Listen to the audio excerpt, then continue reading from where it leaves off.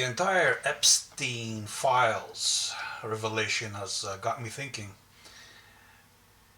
about conspiracy theories and how they attempted to silence them and still do. Like some of the stuff that's coming out now is far worse than anything I and many others could have ever imagined.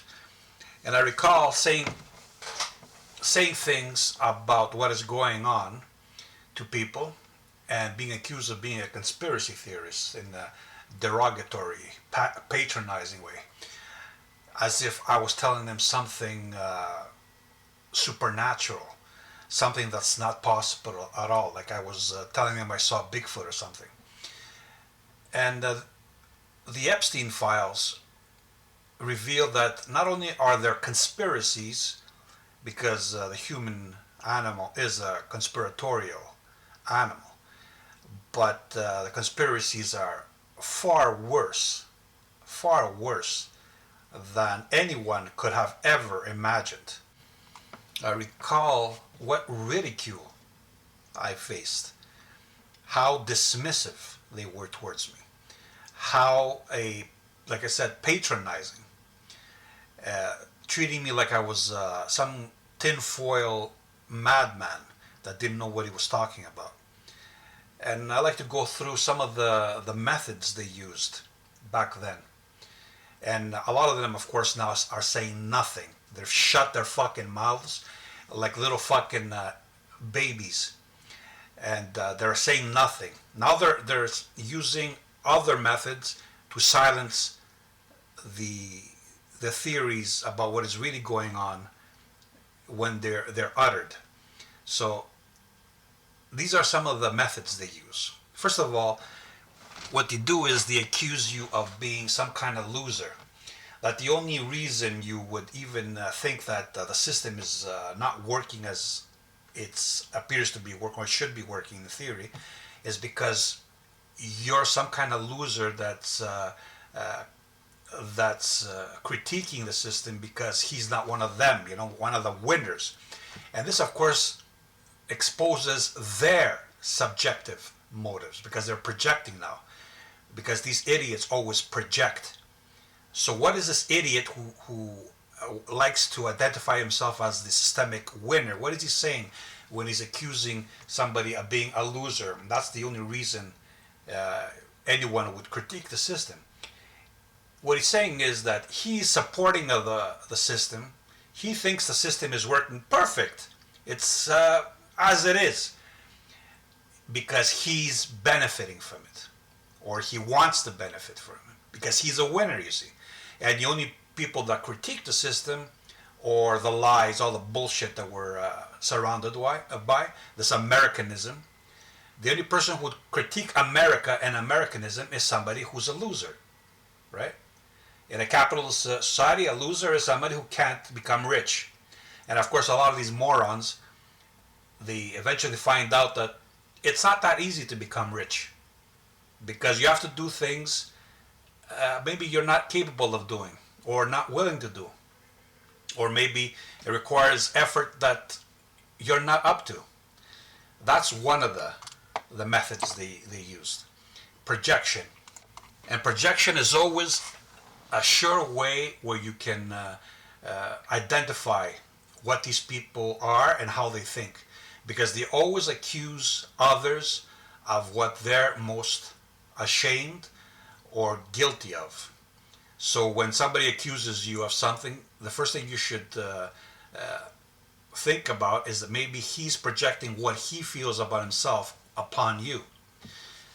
The second method these morons use to silence, to shame people into silence, to dismiss these once theoretical possibilities, which are now becoming apparently true, is to associate them with absurdities like the Bigfoot or reptilians in the White House, abductions, Loch Ness Monster. So by calling them conspiracy, you allude to a group of ideas that includes everything from 9/11 theories to Loch Ness Monster. So now everything becomes this pool of madness that only morons believe in, right? And only morons would think about and contemplate. Because these well-adjusted ones, they only deal with the official narrative, right? If they're not given permission to speculate, they don't even want to speculate. They have to be given permission by the system. And a lot of them actually believe that they're free, and they're free thinkers. And they're not. They're dependent thinkers. I won't even call them thinkers. They're emoters. They're subjective thinkers. They have no objectivity in their bone. In fact, objectivity for them is something so out of their psychology that they think it's impossible. And most of the time they're right, because most people cannot be objective. So they take themselves as the example, the standard, and they speculate about everybody else using themselves as the standard. And this is where know thyself is so fundamental in creating good judgments. The third way is they demand evidence that's over and above what they apply to their own deluded beliefs. They don't hold themselves up to the same standards. For instance, their beliefs are based on whatever makes them feel good, and they don't question it because it makes them feel good. Or their requirements for evidence are much lower. But if it's something that threatens their worldview, then they require something above the normal. They require extraordinary evidence. And even then, I doubt they would even accept it. Because everything in life is uncertain. Everything is about probability, not about certainty. Even in science, science does not deal in certainty. It deals in probabilities. What is higher in probability is called the truth. So these pathetic morons, these cowards, these dependent minds, what they do is whatever threatens their investments, their subjective interests, they must question it above and beyond reasoning. They don't even want to speculate. Even to think about it, they require evidence. And by evidence, what these morons mean is they require official evidence, because their thinking is so dependent on the very system they've invested their entire belief systems upon. So if the official narrative gives them the evidence they require, then maybe they'll accept the possibility of what you're saying to be true. But the system is never going to expose itself, its own lies, will it? So what are they asking? They're asking for the impossible. They're asking for the conspirators to expose themselves and their conspiracies to the public. Because when you've invested your entire life on lies, then you have an ego investment as well. Because when somebody exposes these beliefs you had as being lies, what does that say about your judgment?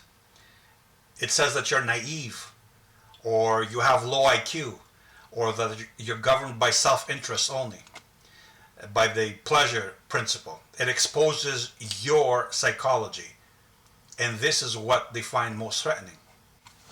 In judgment, in all value judgments, there are three components. It's a triangulation, especially for a hunter-gatherer. There's the subject, the observer, the conscious mind. There's the objective, its prey, its goal. And then it's the estimation of the effort, the distance required to attain the goal. So what does a hunter do? It evaluates its own abilities relative to the prey's abilities, and then how much effort, work, energy he would require to make the kill.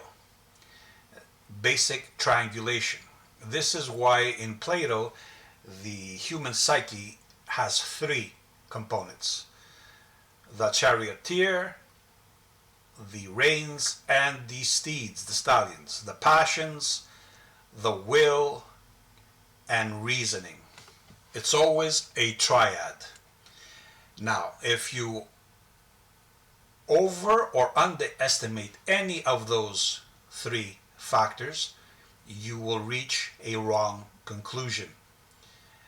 And it's a very delicate process of trial and error before you get it perfectly right, if your motive is truth and it's not simply to self-delude or to self-comfort yourself.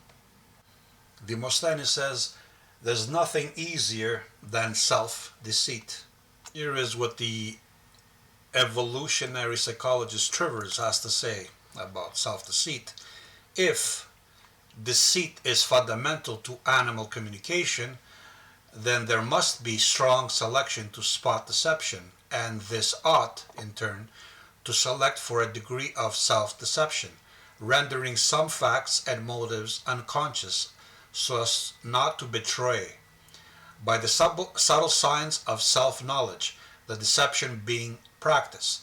Thus, the conventional view that natural selection favors nervous systems which produce ever more accurate images of the world must be a very naive view of mental evolution. That means self-deception, or any form of this deception, relies on deceiving yourself first, because this makes your deception more effective. And so we are naturally selected to self-deceive ourselves if the self-deception leads to a survival advantage. And so it is rare that there are men that would overcome this natural impulse and try to see the truth as it is, without deceptions and without self-deception, because the truth, the real world, is harsh and unjust, and very few men can endure it for long. This is why people distract themselves and lie to themselves and inebriate themselves, because life is difficult. And all the bullshit we've been told about compassion and love and all that stuff, just a way of comforting ourselves. Things are much worse than we could imagine. And this, of course, has to do a lot with conspiracy theories, because the people who are invested in the lies and systemic lies will self-deceive themselves in order to become more efficient within the system they perhaps even intuitively know is full of lies. And this is why if somebody tries to expose these lies, they will accuse them of having some ulterior motive, some that they must benefit in some way from exposing these lies, because they can't imagine anyone believing in anything that does not have some kind of advantage, does not offer them some kind of advantage. So they assume, using themselves as an example, that the one exposing a flaw in the system, a lie, that they have a motive governed by their inability to adapt to the system, let's say. And they call those people losers. And they, the winners, are the ones who have managed to convince themselves that the bullshit the system is telling them is true, and they must play within those rules, within those lies, because that's what a well-adjusted person does. And if he wants to win, right? That's the goal. The goal is to win. The goal is to find pleasure, to find an advantage in the system, because the truth is not their objective. It's something else. And so the level of human husbandry has reached such a level of sophistication that now the system knows that after so many decades of brainwashing, of indoctrination, that the masses are inclined to believe any bullshit story they are told if it maintains some kind of plausible, reasonably plausible validation that it is at least rationally possible, so they can overcome all their skepticism, no matter how self-serving, so how blatantly obvious it is that it's all a lie. They know that if they offer just the hint of possibility that it might be true, that the majority of people who have already invested their entire lives on the lies will always opt to self-deceive, because they will not be able to abandon all those decades of self-deception, all that investment, all those years of living within the parameters of these lies. They will not, because their ego will be shattered. Their whole lives will have been exposed as being based on bullshit, on lies, and they know, the system knows, that very few men will be able to endure this. So now all these wannabe winners of the system, let's say, anytime they come across somebody who threatens these lies, threatens to expose them, these lies as what they are, they will act as the systemic defenders. They will become the ones who censor. They will become the ones who shame. They will be the ones who act as the system's protectors, the defenders of the lies, the systemic lies. This is how the system outsources its control to middlemen, like in corporations. If a middleman reaches a certain level of power within a corporation, having proven himself worthy to his bosses, then he will defend everything he's done up to that point, because with his life, because if he doesn't, then his entire life would have been worthless, would have been based on bullshit. So this is how middle management becomes the defender of corporate interests, and the higher ups don't have to micromanage after that. The lower ones, the midwits, the middlemen, are now the staunch defenders of the corporation's interests. So these midwits, these middlemen, will, if anybody comes to them with some kind of conspiracy theory, some kind of flaw within the corporate establishment, he will accuse them of being a loser, somebody who can't make it up the corporate ladder. That's why he's acting that way. Or they would try to silence him in some other way, shame him into silence. Or they will ask for extraordinary evidence that they would not ask from anybody else if they told them something that's flattering to them or beneficial to them. But when they come to them with something that threatens their entire life's commitments, investments, they will ask for supernatural evidence to even consider the possibility. Meanwhile, in their heads, they know that there might be a truth to it, and they hide it even from themselves if they don't self-deceive themselves that this is all conspiratorial, and then equate it with absurdities like the Loch Ness Monster and Bigfoot and leprechauns. Because now it's obvious that the American system is not a democracy. It's not a meritocracy, is it? It's up to a point. Like if you make it to the point where you can get a house with a 2-car garage, 4 bedrooms, 3 bathrooms, the American dream. Up to that point, yeah, it is a meritocracy. But try to make it above that point. Then the system will ask for you to become invested in their degeneracy and the lies they use to conceal them.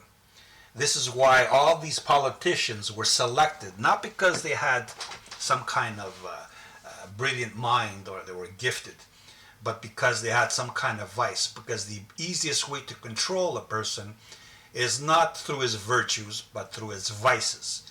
So you select people with vices, you feed those vices, and then you use it as blackmail or as bribery or as seduction, because there's three ways to control.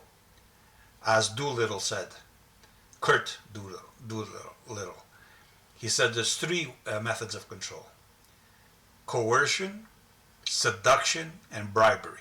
And we see all those things involved when it comes to vices. And the more extreme the vices, the better, because you can hold that over them for their entire lives. And they will do anything to not be exposed or to feed their vices. Three ways to control, three parts to the human psyche, corresponding to the three parts of a human being: his mind, his body, and the synthesis of the two. And three angles, if you will, in all value judgments. In the triangulation, like I said, the self, the subject, the objective, the goal, the ideal, and the effort, energy, distance, whatever it might be, required for one and the other to meet, for the objective to be attained.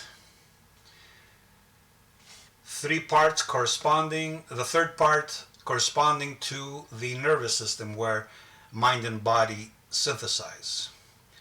We might call this the source of consciousness, or what superstitious people call the spirit or the soul. The soul being nothing more than this synthesis of mind and body. Body, the physical, being a manifestation of the past made present as presence, and perceived by consciousness, by the subject, as the apparent, as appearance. That's why appearance is always relative. That's why appearance must be surgically enhanced, concealed, dressed up. This is why it matters. Appearance is not superficial. That's one of the lies. So if an individual hyper-estimates any part of those three, his judgment will be skewed, will be warped. And this is why it's so difficult to make good judgments, because most people are prone to overestimate themselves or their objectives, or they are prone to underestimate what it requires to attain their objectives, the energy, the effort it requires. And why are they more prone to overestimate rather than underestimate? Because most people are compensating for a subconscious sense of insecurity, because all life is insecure.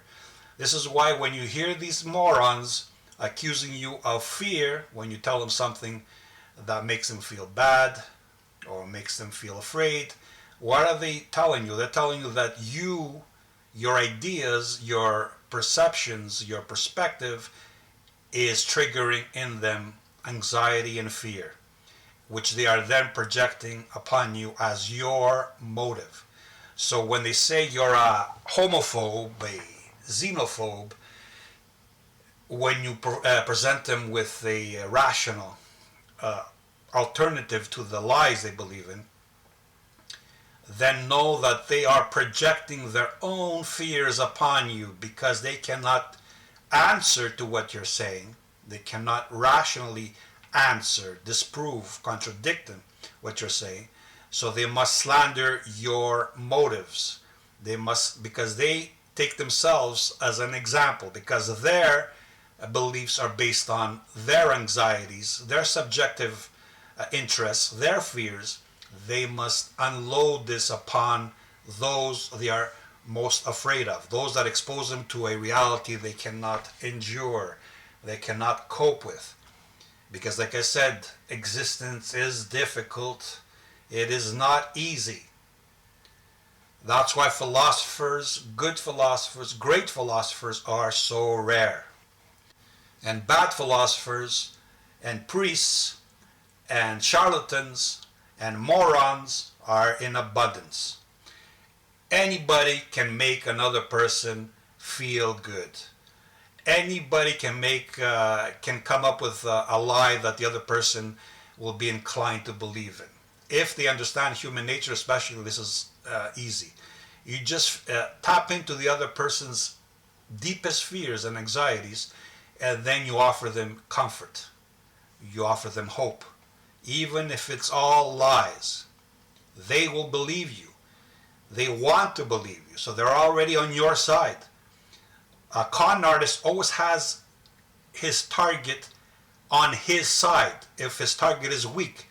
If he perceives a weakness in his target, the target's weakness, his vices, his fears, his anxieties are on his side. So whatever lie he comes up with to exploit him, it must at least maintain the target's self-respect.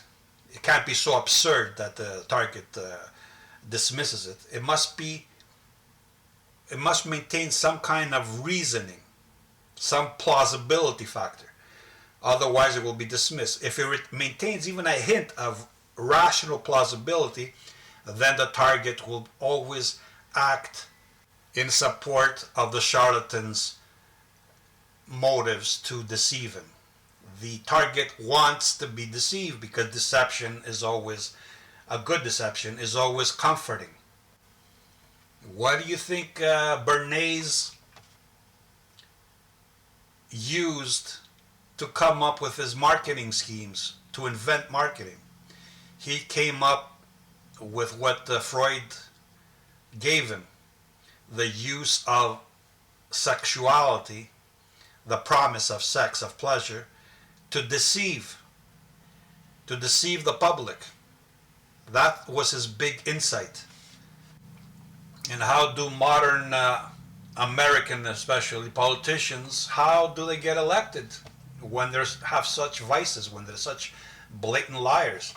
Because the American public has been groomed, has been primed, has been indoctrinated, has been cultivated over decades of Hollywood and media propaganda, and they are now willing to deceive themselves. They want to deceive themselves. They cannot endure reality. They cannot cope with reality without the lies. So the charlatan, the politician, the priest, the con artist, just tells them a plausible lie. That's all they want. They want a plausible lie. Any lie, as long as it's plausible. And these self-deceiving morons will then become defenders of these lies. They will give their lives to defend these lies because their lives depend on them. They've made themselves dependent on those lies. And that's why they become the middlemen. And the system doesn't have to censor, doesn't have to overview every act, every individual act, regulate every individual act, because his peers will act as censors. His peers will silence the detractor, the naysayer, the one that speaks against the system they're invested in. Which brings us back to Epstein. Was he some kind of a genius? No, he was not. He just had the right lack of integrity, the right shamelessness, the right networking, and the right ancestry. And this is one of the lies that I cannot even utter because I will be censored. You see, the charlatan, the con man, the priest, he sells lies that he does not have to believe in himself. Some lies he doesn't have to believe. Some lies he does have to convince himself that they're truth in order for his performance to be effective. But most of the lies he doesn't have to by himself. He sells lies, and he practices the opposite of what he sells. But in the case of Epstein, as in the case of Freud, it seems that the vices were present in them as well. They exploited vices they also possessed. They lacked integrity, so they exploited those that had no integrity, like themselves. They were just more shameless. They were more aware that they were shameless, that they had no integrity. And they did not feel ashamed because they had no integrity, because they had other objectives in mind. And a lot of this shamelessness is genetic. Certain populations have socially selected this within their populations over time. This is part of my thesis on genes and memes, which I might gradually unfold, but it's too complex a subject to go into right now. So in this case, natural selection becomes social selection, and certain traits, like the ability to lie, the ability to use words to lie. Because what is magic? When you hear the term magic, what does it mean? It means the use of words, hocus pocus, the conjuring, the use of words and symbols to exploit and to manipulate another person's weaknesses. That's all that magic is. It's nothing supernatural. It's linguistic. And one of the insights that they exploit is this dichotomy of this human dichotomy of mind and body. And what do I mean by this? It's very Cartesian. Like I said, there's three parts to the human being. There's mind, there's the body. Mind is abstract, the body is not abstract, it's physical. The mind is intangible, the body is tangible. And where do the two synthesize and meet? In the nervous system. The brain being the hub of the nervous system, as I've said many times. So the three parts are the body, the mind, and the nervous system. And this is the three parts of the human being, the triad. And how does this manifest in real time? I'll give you an example. It is possible for a man or a woman to be attracted to another man or woman intellectually, emotionally, ideologically, ethically, even though they are repulsed by him physically. As it is possible for a man or a woman, primarily a woman, because for a woman this dichotomy is more evident, more pronounced, for other reasons, which I will go into at some other time. It is possible for a man or a woman to be repulsed by another's ideology, their beliefs, their character, and yet at the same time to be attracted to them physically without them even wanting to, because the body evolved under austere environmental circumstances. It was natural selected over tens of thousands of years, whereas the mind is a product of the last 5,000-6,000 years, let's say. Not even 5,000-6,000 years, because sophisticated cultures, let's say from the industrial age, how long has that been? A couple of centuries? That's it. So the mind can be cultivated in opposition to what the body is inclined to. This is one of the factors in obesity. The body has evolved within environments where sugars and fats are rare, so it is inclined to want to consume them when it comes across them in reality, in the world. Whereas man has created environments where sugars and fats are in abundance. But the body does not know this. The mind knows this, but the body does not know this. The mind knows that it can find sugars and fats in abundance and that it should regulate its consumption. But the body does not. So the body is inclined, compelled to consume still. And the mind cannot control it. The same thing goes for sexuality or for every other impulse. The body has evolved over 70 or 80,000 years, let's say, from its emergence, from our species emerging in Africa. 80,000 years of natural selection. That's what the body is. The body is the end result of that. Whereas the mind is what? The end result of what? A couple of decades of ideological programming, a couple of centuries, let's say, 1,000 years, let's say, maybe, since the Christianity, let's say 2,000 years since the birth of this mythical creature, individual who may not have been a real person. Let's say 2,000 years. What is 2,000 years of social selection in relation compared to 70, 80,000 years of natural selection? So you get what is called a mind-body dissonance. That is, the mind is governed by ideals that are contrary to what the body is governed by. And this creates a psychological rift, a conflict, an esoteric conflict. And it also causes, in extreme cases, when the ideology is nihilistic, neurosis that comes out in sexual fetishism, in my view. So the mind may be able to self-deceive, but that has no effect on the body. The body cannot self-deceive.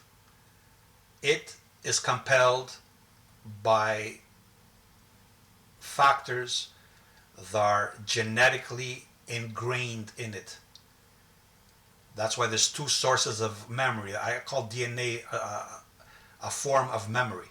You have the experiential memory of the mind, and you have the genetic memory which you inherit of the body. There's two sources of memory. These guide the human being. His experiences since birth and what he inherited that preceded his birth.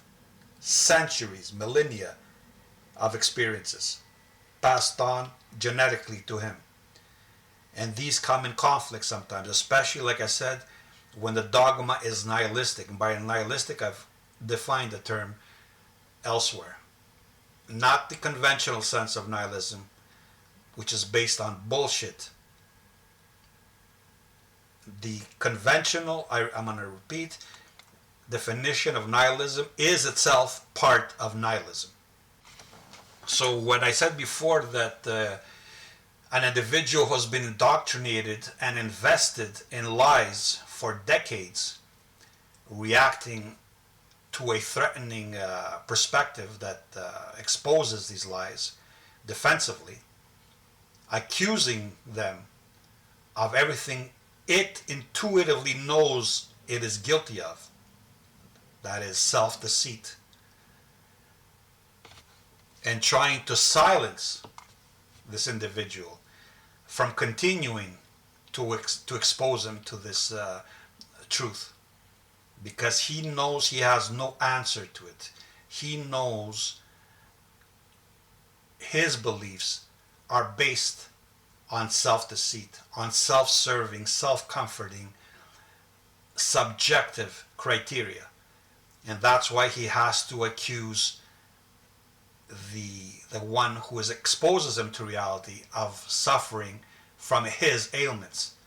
He has to accuse the opposition, the one who threatens him, of being guilty of his vices. So whatever he accuses you of, know that that's what's governing his beliefs. So if he accuses you of fear, that means fear is underlying his convictions. No matter how positive they sound, fear is governing them.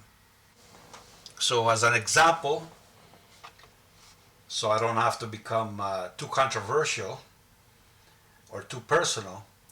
How does the American empire, the empire of lies, how does it explain the world's resistance to its lies, which it calls truths? It accuses them of being envious. What does that say about Americanism?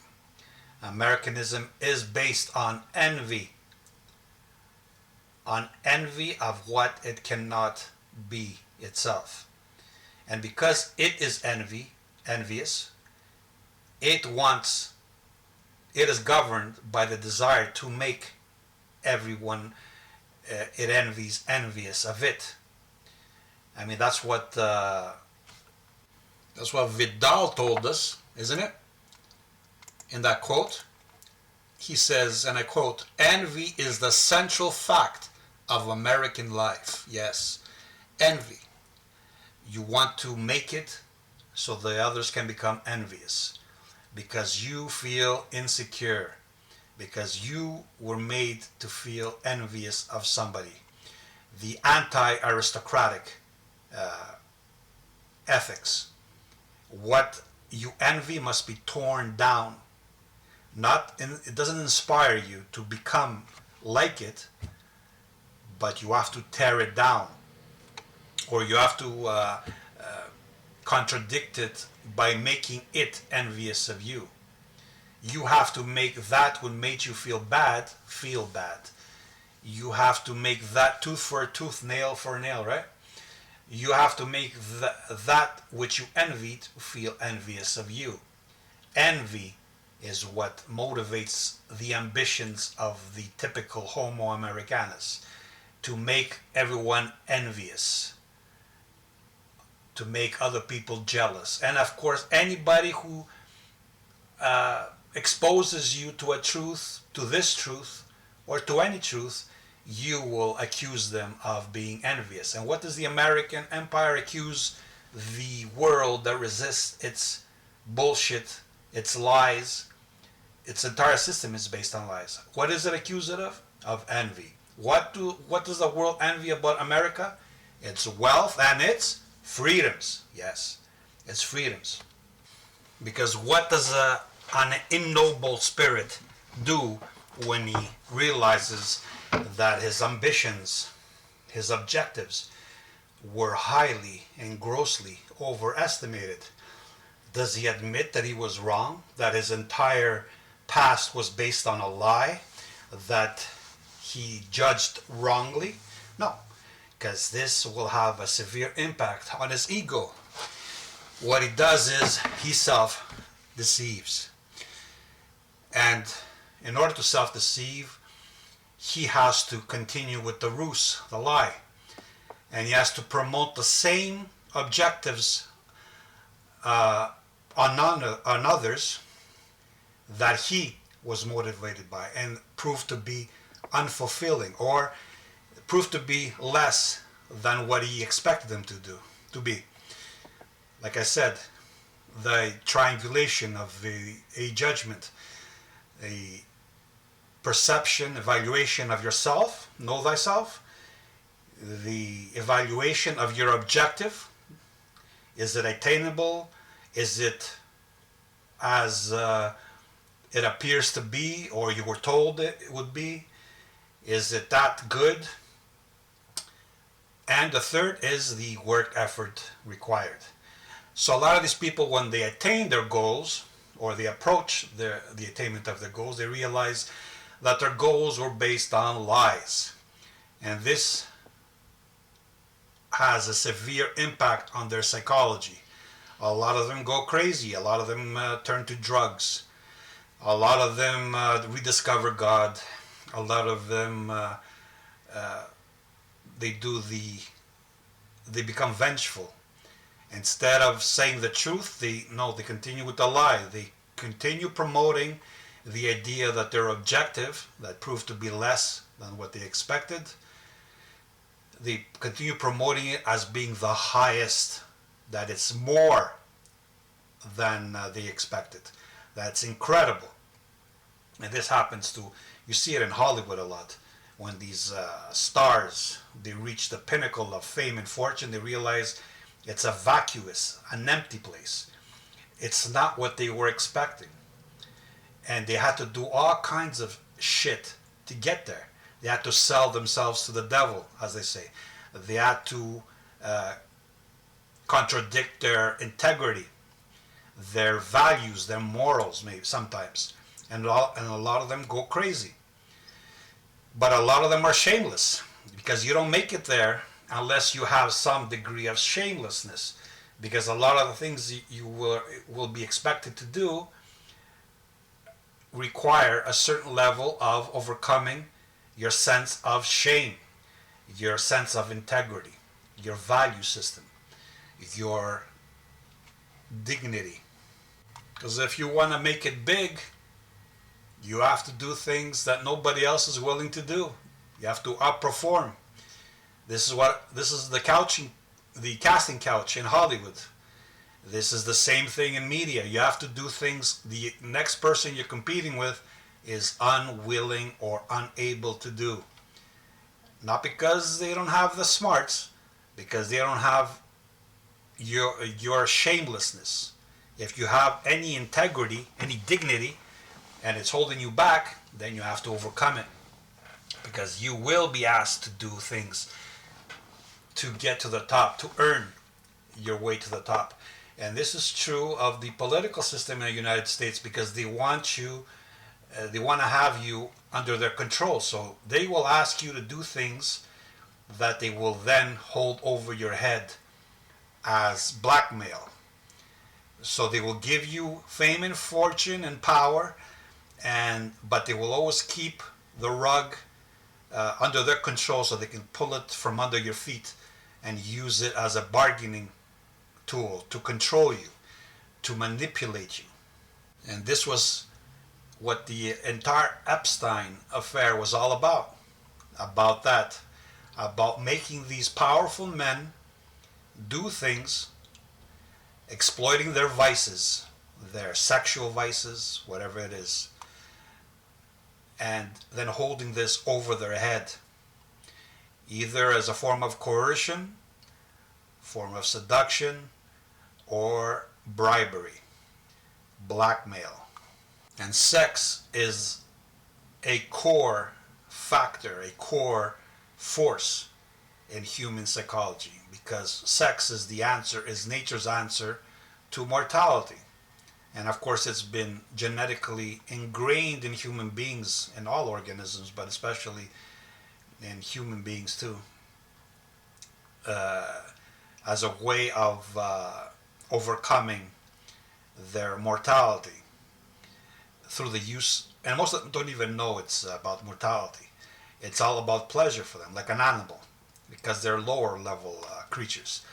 Does an animal know why it needs to fornicate? No, it doesn't know. It doesn't have any clue how reproduction works. It just knows that it wants to fuck every so often. And it'll do anything, risk its life to fuck. That's what Freud was talking about. Of course, he went the other way. He took himself again as an example, and he went the incest route, because he was dominated by incestual desires because of his personal upbringing, which I'm not going to get into. He made it the core of all mankind in order to dilute, to conceal his own impulses, incestual impulses. He did marry his cousin, if I'm not mistaken. He wanted to fuck his mother and replace his father. He said it himself, not I. So he had to make it a universal truth in order to make himself less ridiculous, less ashamed of himself, less degenerate. But he was right about sex being a motivator, especially for lower IQ individuals. Animals too. Sex and food, the pleasure principle. This is why hedonism is the core of the American system. The pleasure principle. Nothing matters but pleasure.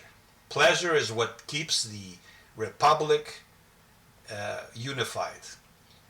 everybody's pleasure, everybody looking for happiness, right? What is happiness? It's contentment. It's satisfying your pleasures. And this is what they exploit. Americans will work 3 jobs and brag about it, and then claim they're living in the best system in the world, which is, it's not a good system for me when you have to if you have to work 3 jobs just to pay for your bills. That's not a good system for me. And the pleasure principle is another way of saying vices. More vices, more control. More vices, more ways of exploiting you, of manipulating you, of controlling you. Your vices. That's why in the United States, vices are cultivated, not virtues, vices. The more vices an individual has, the better for the system. As long as your vices don't interrupt the pursuit of the other's happiness, the pleasure of another, then your vices are good enough for the system, because the system doesn't give a shit about your welfare. It just cares about your utility, especially a system where you have no unifying ethnic or cultural idea. The United States, what is it unified by? This abstraction called the freedom, and by the pleasure principle, the pursuit of happiness, as they say. They have no ethnic cohesion, they have no racial cohesion. In fact, they're anti-race. They're anti all biological identifiers, all biological or nature-based diversity. They are for diversity that is superficial, product diversity, diversity of vices. They love diversity of vices.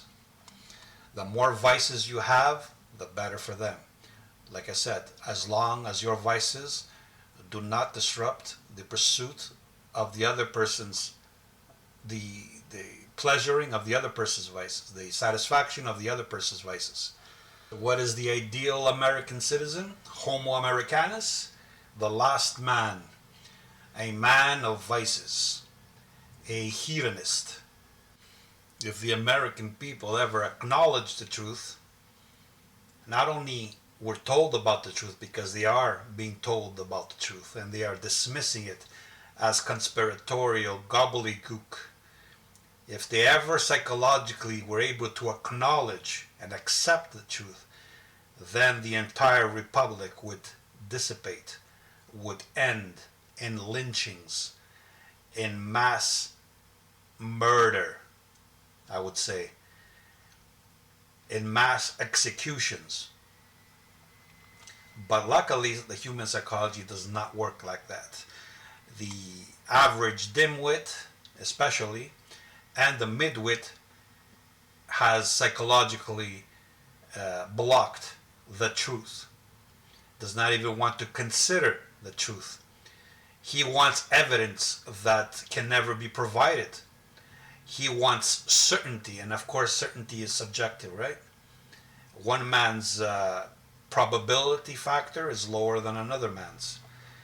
And these cowards has set the bar so high that nothing can ever meet their criteria, because this is a defensive act on their part. If they ever could acknowledge the probability that everything they were told was true was actually a lie, they would go insane. So this is like a survival defense. Either they would go insane or they would become violent. Imagine reaching the age of 40, 50, after all those decades, all those years of struggle, of hope, of conviction, of certainty, and then suddenly having the entire thing exposed as being all based on lies. Imagine the psychological impact of that. Imagine why This will never happen for the average midwit and dimwit. They will not allow it to happen because it would shatter them. They could not ever accept even the possibility of some of the things they are being told now as being true. Even to this day, where everything is being exposed one at a time, all these lies are being exposed, they still live in self-delusion because for them it's a matter of survival.